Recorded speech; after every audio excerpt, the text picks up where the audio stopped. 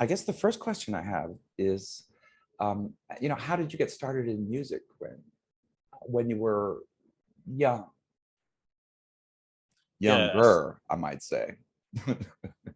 Well, it started when I was about 10. Uh, I started in elementary school. I took a few music classes.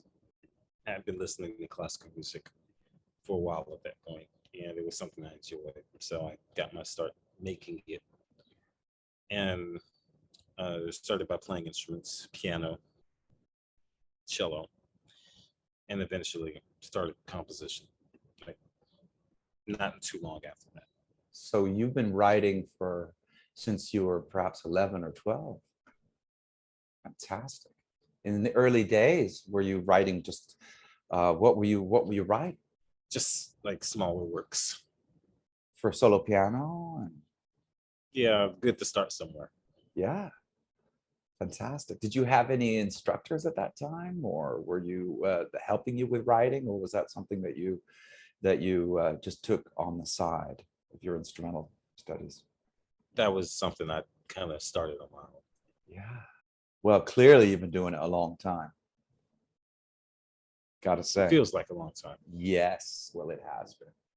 And with the guitar, your relationship to the guitar, do you play the guitar or did you? So the guitar was never part of your early training, and it's mainly been piano and cello, like you said. Well, I mean, when I was in elementary school, I think the last year I was there, they brought in guitar classes, and I took some of those, Yeah, but I never really learned how to play. yeah. Did it well? There's, I mean, there's a lot of instruments to play. It's just one of them. But now, how did you end up being able to compose this piece? On the piano, Um, was it? How did you do that? well, I mean, when when I was in college, um, specifically, I think sophomore year, junior year, I don't remember what it was, but I took another guitar methods class, and I was a bit older this time, and I was able to get around the instrument more. Yeah, So I had a little bit of a better understanding about it. yeah. The performance of Stephen Lerman of your piece on was just beautiful. I Um, agree. I was so. It has your style has such a lightness to it in this piece. You used the detuning, didn't you? The lowered sixth string. Did you work with Stephen at all on any of the arrangement, feedback? It was all just straight from you. I just wrote it and gave it Wonderful. to him, and to my surprise, it was completely Oh, playable. it works. Absolutely. I love the economy of motif too in it. How well, how you use a small amount of material, but are able to like reinvent and treat it in so many different ways throughout the piece. I'm very impressed with that motivic control, and also the number of inventive ways you use an idea. So you've been writing for a long time. Is there a process that you follow? Is there a is there a certain linear track that you go down, or is it different with each work? I would have to say it's different from each work. I mean, my process has changed quite a lot over the past couple of decades or so. But one thing remains in common. I always make all of my ideas by hand, and that's a good starting point. Interesting. So the handwriting then allows you to break through so it's all on paper, and then you transcribe it using notation software. That's how it I works. would say so. Yes. Beautiful. When you're writing, when let's say with this piece, you came up with some ideas, dee da dee da da da, and some really nice ideas. Was that the main idea that came to your mind, or was it something later in the piece that which part of it started the idea? It was definitely that rhythmic motif that came first, and I knew from there I wanted to write a piece that felt stable but unstable. Yeah, Kind of goes forward, but at the same time pulls itself back. it is very. It has that effect. It really does. These wonderful, wonderful sort of clusters of rhythm that then you have this way of diffusing it into slower sections in the middle, and then bringing it back. Climax was really nice too in your piece. The next question I was going to ask you is about your symphonic work. I'd like you to talk a little bit about what it's like, for instance, to sit in the audience and listen to a symphony that you wrote, being played live. You have sat in the audience and heard your works performed, and no doubt, I think also conducted your own pieces for orchestra. Is that correct? Yeah, that's an entirely different experience that most guitar composers get to have. Must be incredible. Sometimes. Yeah, okay, I'm being idealistic, but yeah, right. Because I mean, you're dealing with your ideal vision, and then it's practical application. Is that correct? Mhm. It's that tension between those two things. Yeah. I was going to ask you also about a bit of your philosophy. Um, I know that in the bio that I have, you have a mission that where you say that based on the tradition, that your music is based on sort of traditional Western art music and reflecting the times in which we currently live. And I found this very compelling, and I wanted to ask you how you see your work doing this, reflecting the current time. I've come to realize that music is a shared human experience. And I do my very best to put my own experience into music. Because I've experienced quite a lot, um, as well as my own observations of the outside world. And I share that with performers, audiences, and I find that they can connect to it, as well as observations about growing up, still learning what the world is about. That goes in my music too. You know, my music isn't outwardly political or anything like that, but it does have a degree of what's going on in the now. And with that, people can quite understand the world or look at the world from a different lens. Well said. Yeah, well said.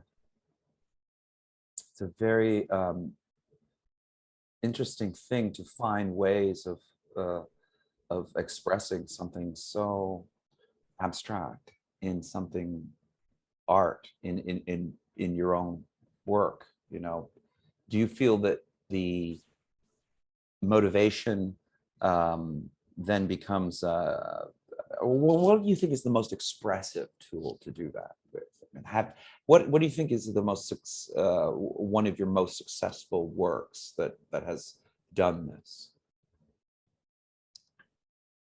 I think the tool depends on whoever the artist is. Some people are better at depicting these things in novels, in writings, pieces of art, Right. and pieces of music. So it's different people, different experiences, and different mediums. So I guess for me, it's the art of music, and yeah, and I guess one of my most successful examples of kind of looking at or reflecting on events from recent times is uh, a piece called I wrote called "Reflection on a Memorial." It's a string orchestra piece. Um, it's fairly new. It was premiered in November of 2020. So, but it's was commissioned by the Dallas Symphony, my hometown orchestra. It's my second commission from them for a concert remembering victims of racial violence. And I was quite surprised when they commissioned me for that, because I don't, that's a very sensitive subject to write about.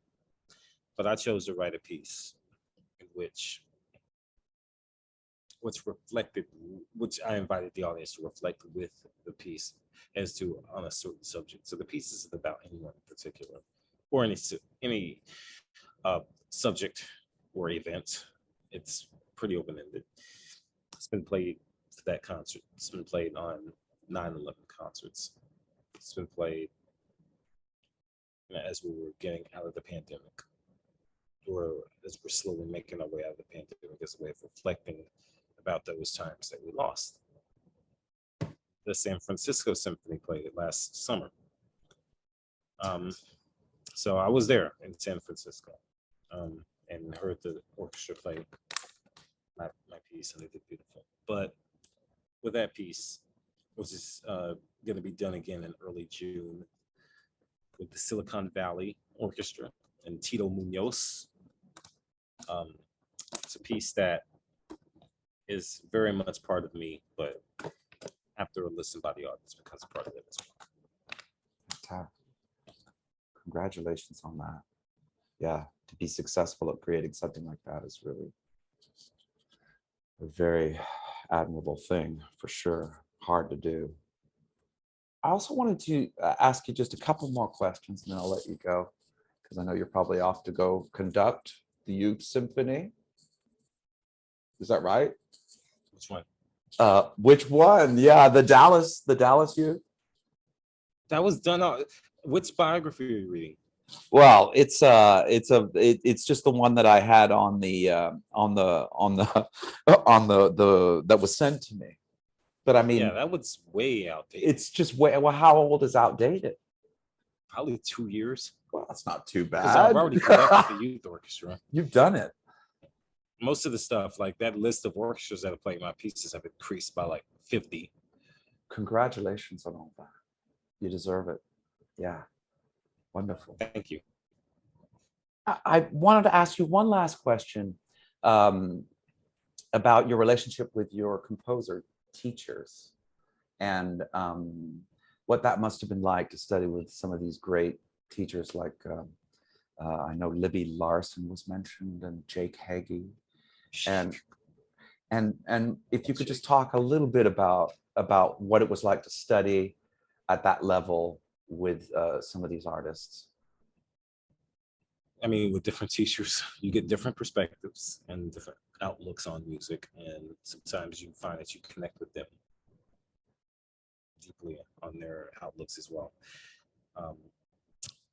I studied the art of songwriting, and when I mean songwriting, I mean like art songs, with Jake Hagee, who lives in San Francisco. He's a great friend of mine.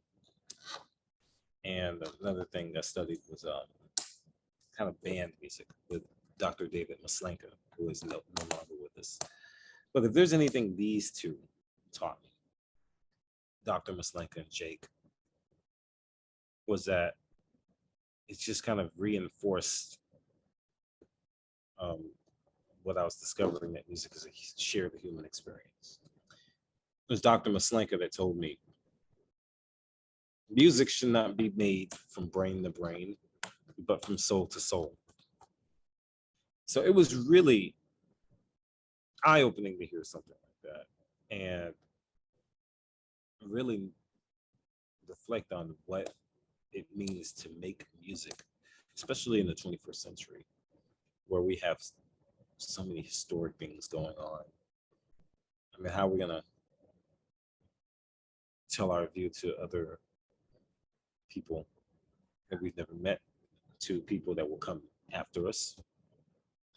It's a human experience, to depict the human experience in the music. Yeah. But that is the music that I think is passed on for forever, and is listened to, studied, reflected upon, and enjoyed. And each one of these people I've studied with has at least some pieces like that. I mean, Dr. Maslenka has left us. He left us in August of 2017, but we still play his music, and we still reflect upon his message to this very day. And it's something I strongly believe in. Yeah. Wonderful. Well, Quinn, it was such a pleasure to meet you finally, after you got off your airplane. and and got over your jet lag, no doubt. For now, yes. For now. But thanks so much for coming to the interview. I mean, to this, and it's just been really, really nice to hear your perspective on your work and the work you do.